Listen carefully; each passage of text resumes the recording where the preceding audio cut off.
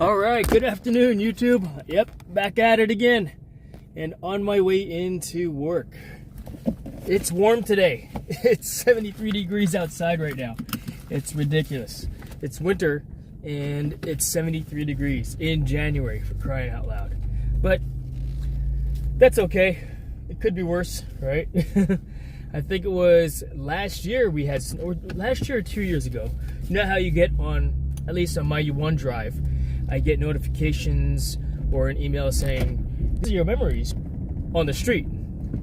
That way we don't have too much of a signal disruption when I go from Wi-Fi to cell service, because you know, moving from home Wi-Fi to the cell service. But I am on my way into work. Had a late evening yesterday because we took Maggie to the emergency vet. The veterinary emergency hospital. We suspected that she ate some rat poison when she went to work with Victoria yesterday. So as soon as, and this was like on their way out the door when my wife and Maggie were leaving work, Maggie was licking her lips, licking her chops, you know, and my wife said, "What are you eating?" And the dude that was sitting at the desk was like, "Oh, I put rat poison down." It's like, holy cow. So Victoria rushed Maggie home. I induced vomiting with peanut butter and hydrogen peroxide, and she puked a lot. I mean, it's good that she puked a lot from a standpoint of, you know, hopefully at least the poison got absorbed into the food and not her, you know, her system. And once we were at the emergency vet, we finally got a chance to see, or we received the information as far as which rat poison was provided or given to her by mistake that she ate, that she consumed. But induced vomiting, which is the typical thing, it's just how you induce vomiting. I actually had an old bottle of hydrogen peroxide, if you can believe this, and this is a reminder for those of you that do keep a bottle of hydrogen peroxide. It has an expiration date. Now, does it actually expire? Because the bottle that yeah, thank you very much, Cool Cat. She is okay. She seems to be doing fine. We'll come back to the hydrogen peroxide piece. But yeah, we took her to the emergency vet. They ran some tests. They said blood work looks fine, at least baseline-wise. They're not exactly sure what will happen as far as if the rat poison was in fact ingested. Now, when they talked about the rat poison, the guy said, I put it down like last year, he said, which could mean anywhere between 6 months to 12 months ago or longer or less, right? Give or take. But, and if it was that long ago, hopefully the rats already ate it and she wasn't eating that, right? And it's like, man, why would you have rat poison just around your desk? That's just weird, you know? I mean, if there's shit all around my work area, I'd want to sweep it up, so. But there was a suspicion that, excuse me, that she ate it, and we just, instead of assuming that she'd be fine, we took precautions, induced vomiting, took her to the vet, and they have her on a course of vitamin K pills and vitamins. So she's doing okay. I mean, she seems to be doing fine. They gave her fluids where I guess they injected a whole bunch of, I guess, fluid into her back, because so that she'll absorb it versus via IV or her drinking it. She'll absorb it, so she'll absorb the fluids cellularly speaking. But hydrogen peroxide is extremely dangerous when ingested. I don't get it. Are you saying you use distilled H2O2? No, I mean the veterinarian, they said induce vomiting by using hydrogen peroxide, like 3 tablespoons of hydrogen peroxide mixed with peanut butter, so she would actually ingest it. And I've done that before. You know, we've used hydrogen peroxide to induce vomiting in a dog that's eaten chocolate, for example, you know, because that's bad also. But yeah, maybe in high quantities it's extremely dangerous, but in that small amount it simply made her puke. So no, hydrogen peroxide, what is that? That is H2O2 is distilled water. You mixed it with peanut butter. Yeah, it wasn't like I just jammed it down her throat, but I mean, that's what the veterinarian said, and it worked, and it induced the vomiting. So we were able to, I guess, ensure that she's fine anyway. But yeah, she seems to be doing fine. My wife is keeping an eye on her, of course, and just continuing to monitor. But she's running around, she's outside, and she's playing. For a 10-year-old dog, right? But yes, indeed. DroneStream14.tv. Good afternoon, and for me, I'm not sure what time it is for you over there, but hello and thanks for joining. As you can see, I'm wearing the white hat today. Why is that? It's because it's so warm outside right now. I don't even know why I'm wearing this sweater. It's so. In fact, on that note, I gotta take this thing off because I am getting warm. The truck says 73 degrees. It's crazy, right? Crazy for winter, for January. I guess in Virginia Beach it fluctuates. We're in that middle, zone, climate-wise, that it could be cold, that it could be warm. But it's usually cold this time of the year. But this is ridiculously warm. I mean, my concern about it being this warm right now is I'll start to grow stuff in the pool. But that's if it sustains this temperature. It'll probably cool off again tomorrow. So we'll see. I mean, yeah, because we don't close the pool in the winter, and that's primarily due to a bad experience that I had one year, and that's only because the concrete underneath had cracked and all the water leaked out.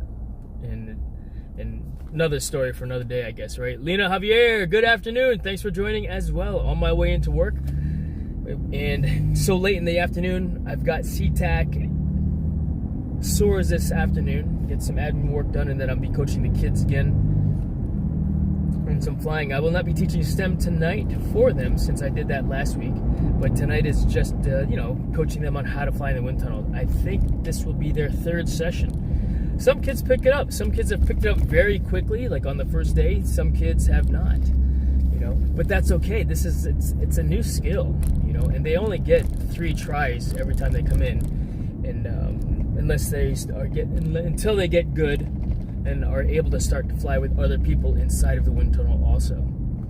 So, yep, heading on in right now. I wear this hat when it's warmer outside because it's a cooler hat in the sense of it doesn't retain the heat like my black hat does, which is super warm. So that's my winter cowboy hat. Even though it's wintertime right now, and I thought about it, I was like, do I want to wear the black one? Because it might get cold later. In fact, it's supposed to rain later on this afternoon. Apparently it's supposed to rain heavy later this afternoon. But we'll see. To be determined at this point anyway, right? And it is pretty cloudy outside right now. I did bring my drone with me in case I did want to get airborne with the drone when I get to work. Capture some footage of I Fly Virginia Beach when it's cloudy outside. I did last time it was cloudy outside, but it didn't turn out as good as I had thought, just because I was messing with some settings on it at the same time as well. So maybe I'll take you on that flight again when I get to work. Since I am using Prism Live, it's easy to use and do. But yeah.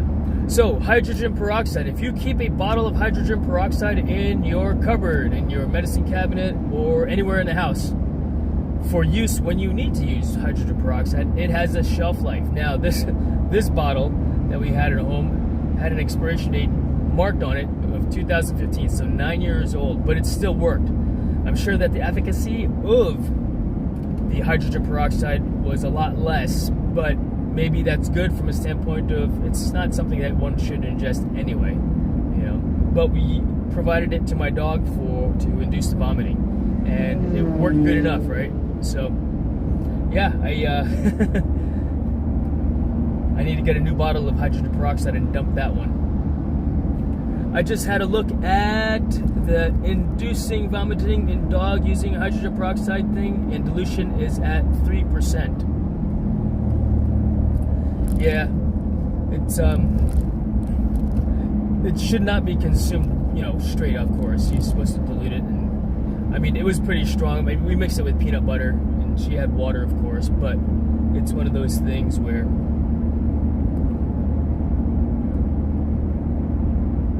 that guy's coming up fast behind me. All right, got over. Ramming speed, right? Thank you very much, Cool Cat. I appreciate you looking that up. no, it's good for everybody that does have a dog. If you do need to induce vomiting because you saw them ingest something that they shouldn't have, that's what you do, you know. And maybe she could smell how gross it tasted, I guess, because she did not want to have any of that peanut butter. You know, she ate it eventually, you know, but I kind of had to force the peanut butter mixture to her, you know. Basically, I just took it and just put it back of her tongue and closed her snout, and she swallowed it. And shortly thereafter, she started puking, and she puked a lot, which was obviously good because she got rid of everything, including her lunch. So she has lunch at 12, and if all that food was still in there, you know, it's obviously all stuff that could have been potentially blocking the rat poison from entering her system. 3% is very low, and that makes sense. It would probably make me puke too. Yeah, right? Try it. Or don't. Or, you know, I mean, so you know. I mean, 3% to what? Right? 3% dilution.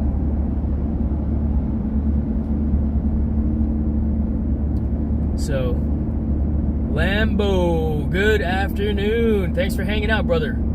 Yeah, my dog ate some rat poison, but we assumed that she had some rat poison, you know. So we just wanted to make sure that she was, you know, 100% okay, and as best as we could anyway, right? You know, but I think she's good. I mean, knock on wood, right? If it's not one thing, it's another anyhow. I mean, let's see. The last time we took her to the emergency vet, I think I took her over Memorial Day weekend, or was it July 4th weekend? And then another time, she had another issue in the fall. So maybe once a season, we can count on her going to the emergency vet. I mean, she's a 10-year-old dog, you know. So she's getting up there in the years. So, yeah, these things happen. I mean, they eat anything and everything, right?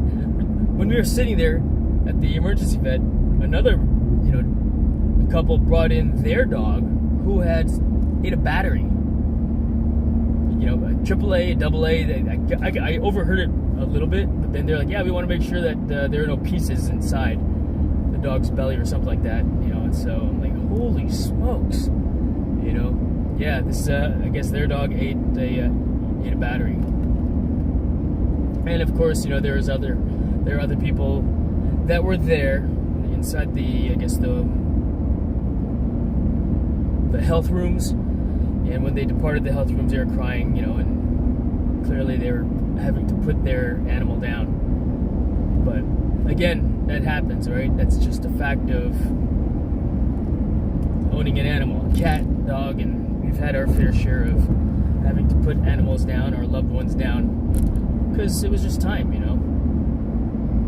In fact, I heard this older gentleman come in, or I could overhear him, of course, because it's it's loud. People are loud, and they asked him, you know, about the DNR for their animal, and he, older gentleman, older cat, he's like, you do what you have to do. Well, do what you have to do to make the animal, you know, comfortable, or do what you have to do to keep the animal alive. He just said do what you have to do. And so,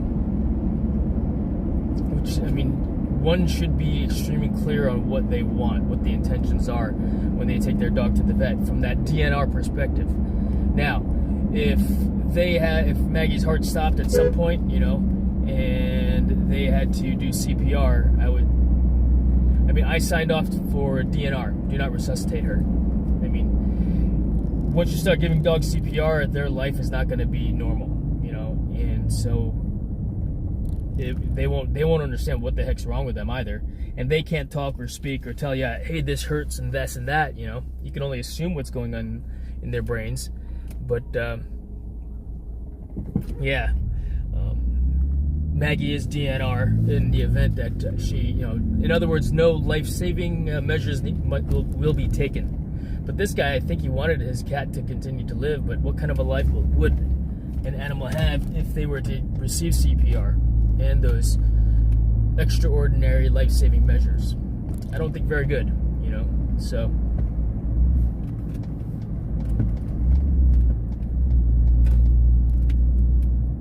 and I have heard of, you know, very bad stories of how, yeah, they saved their dog, but to what extent would that dog have a normal life also? Pain-free life, because again, you don't know. We don't know what they're feeling, and other than looking at them. And they might be like, man, why didn't you just end me, right? So, yes, cool cat, dogs are crazy. They are. But they do bring a lot of joy to our lives, which is why we, you know, I guess, love and care for them. All right, at least mine do, right? Some people, they have animals and they treat them so poorly, and it's like, why are you an animal owner? You have no business owning animals if that's how you treat your dogs, your cats, your pets, you know. But it is what it is, you know. I think it depends on what's happened to the animal. If they give them an electric shock, it can stop their heart. I tried to resuscitate an animal if it seemed viable. Perhaps, you know, I mean, the situations, you don't know. And I didn't know. I just know that what I had signed as far as the DNR goes is what it was, you know. So, and that's my decision. You know, that's our decision, my wife and I. So, hey Andrew, how you doing? Yeah, I was just talking about Maggie. She ate some rat poison. We assumed that she ate some rat poison last night, so we took measures to ensure that she was okay, inducing the vomiting and taking her to the vet. So, hence I didn't get to work as early as I wanted to today. But these things happen, right? Hopefully they don't happen again. That just means if or when Maggie goes to work again, she's on a, so to speak, tighter leash, right? Especially if there's known. I mean, I think my wife's gonna go back to work when she goes back to work tomorrow or the next day. We're getting rid of all the rat poison in the building. You know, and how do you work at a desk where there's that crap around you? You know what I mean? I don't. My wife went to the warehouse yesterday, and I guess one of the workers decided to put rat poison down, and when it wasn't authorized, they just took it upon themselves to do it at some point last year. And this was last year. So when I say assume, I mean he eats at his desk, so maybe there's scraps of food on the floor. But when she, you know, picked her head up, licking her lips, my wife's like, "What did you eat?" And the dude's like, "Oh, I put rat poison down there like last year." You have rat poison around your freaking, what do you call it? You know, feet? It's so weird to me. But yes, snitches get stitches. Oh, wrong rat. Right? I didn't realize the image was reversed. I'm used to his driving position. Oh, yeah, right? And I don't know how to switch that around on here. Let's see. Flip front facing camera? Is that it? Is this it? Is this how it's supposed to be? Does that look normal to you? Okay, there it is. That's normal, right? Yeah, no kidding, right? Oddball. Man, it's wet out here. I don't think I want to get in the air and fly. I'm using Prism Live today so I can fly with you guys. But it's wet outside and it's muggy and it might start to rain, so I am not gonna fly. And that's part of the reason why I wanted to utilize Prism Live this morning to try to get you guys in the air on this cloudy day with me. But maybe next time, you know. And if I get up to the roof this afternoon just to go and look and it looks decent, then maybe we will get in the air and I'll get on the live stream again later on. But to be determined, if anything, right? To be determined. We'll see. That's funny.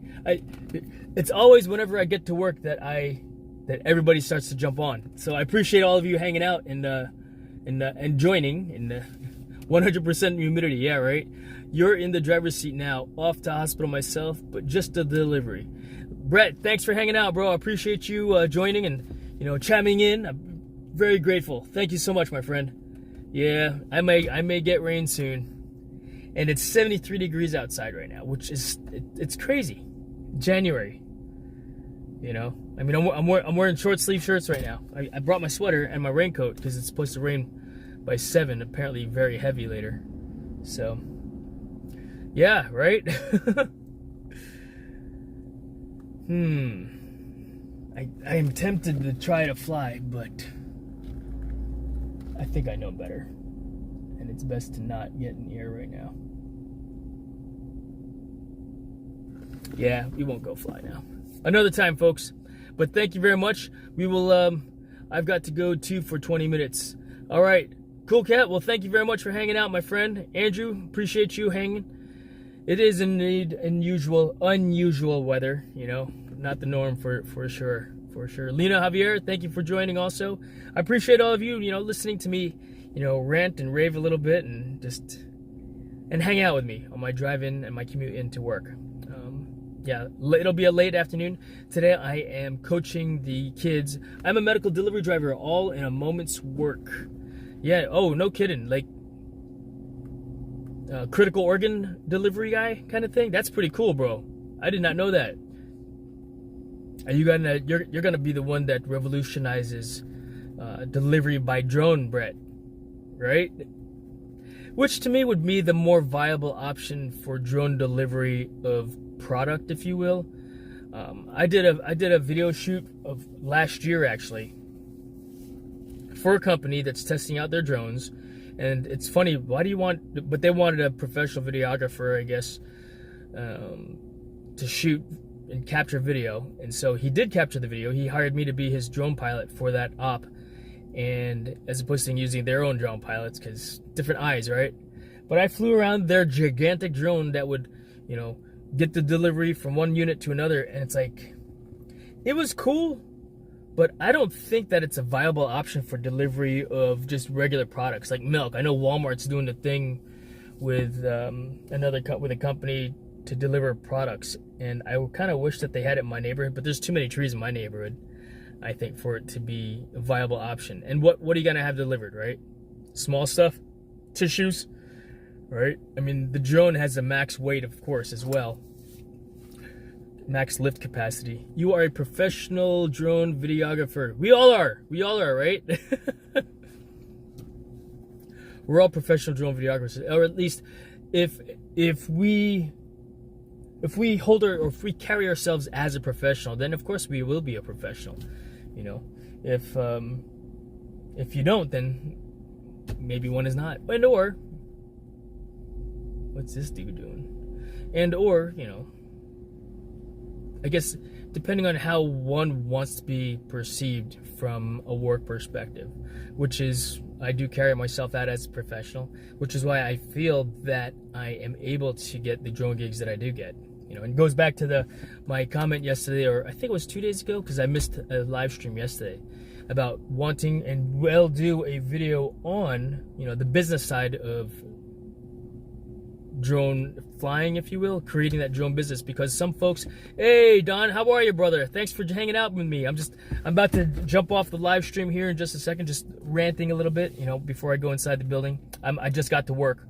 So yes, I know it's 2:45 in the afternoon. I've got CTAC stores this evening to coach, so I got some admin to do, and then getting into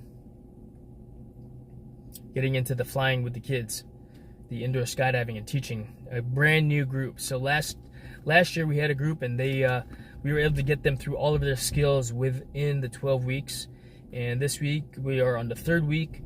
And so we're still on the basic skills. Some are still out laying on the net, which is perfectly fine. You know, I mean, crawl, walk, run, right? I jumped on a few minutes ago. Have a good afternoon. Stephen Wire, thanks for hanging out. I appreciate you, bro. Thank you, man. When you come back into town? Sooner than later, I hope, yeah? I love showing up just in time to say goodbye. No, perfect timing, Don. I appreciate you, bro. Mudball Don. That's cool. No, I do greatly appreciate it. I appreciate all of you guys for hanging out and joining and saying hello. You know, and but yeah, I'll get on again probably. I might just the goal is to do a regular video. The problem is that when I get home, I'm just I'm beat, right? And so what I want to do, I just want to chill. And my chilling out these days, if you will, as opposed to just watch TV, is I've been playing Fortnite. I've been playing Fortnite a lot, you know, and especially because my brother plays in Texas and his son, so they get on the line and they play, and I just get on the line with them, and we all play Fortnite together. We squad up and play. I know, Cool Cat, you're a big, was that the Player Unknown Battleground, PUBG is what you play? And I looked it up, and I'm like, man, why'd you tell me about that game, Cool Cat? I'm getting interested, you know. Maybe by then Maggie will be home. Yeah, right? Well, Maggie is at home with Victoria now, so my wife is teleworking from home, which is what she normally does. It's just when she needs to go to the office, when sometimes I bring Maggie, sometimes she brings Maggie. It just depends on, you know, who wants to bring her, you know. But she's at home right now, recovering or resting from her, you know, from her day yesterday. But all right, folks, I'm gonna go ahead and call it. Have a great afternoon. I will talk to you guys later on. As always, feel free to shoot me an email and be like, hey, make a video about this, talk a little bit about that, because the goal is to make a video on the IRS form I-9. No, not I-9, W-9. Because a lot of people I see on Facebook groups, do I need to fill that out? If you're running a business, then yeah, you do. If you are an independent contractor, you need to fill that out and give it to the people that paid you. But and how to get an EIN if you don't want to use your social security number on that form also. So have a great day, afternoon, or great day, afternoon. Have a great day, everyone, and I'll talk to you guys later on. Appreciate you, YouTube. Bye-bye.